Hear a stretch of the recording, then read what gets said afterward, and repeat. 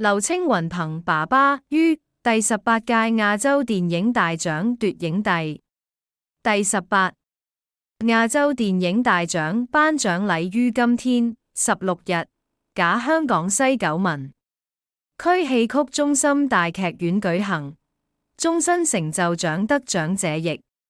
施頒發最佳男主角，由劉青雲憑電影《爸爸》撼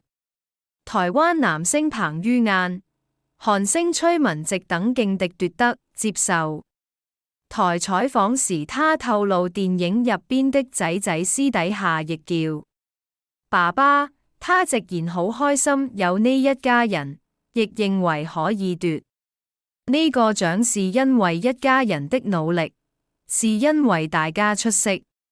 演出才會成就呢個獎項。劉青雲直言其實非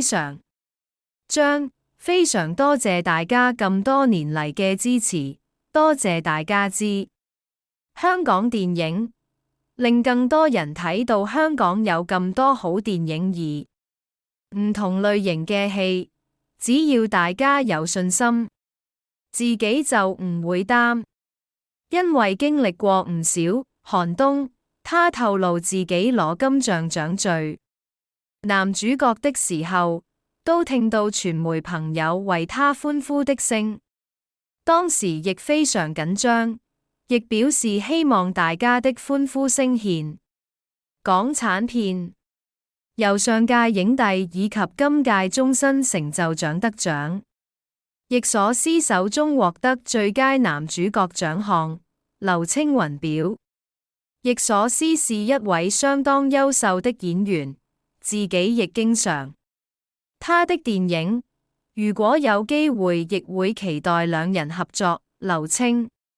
直言因為沒有諗過自己會攞獎，所以完全計劃足，希望可以同戲中一家人出來慶祝。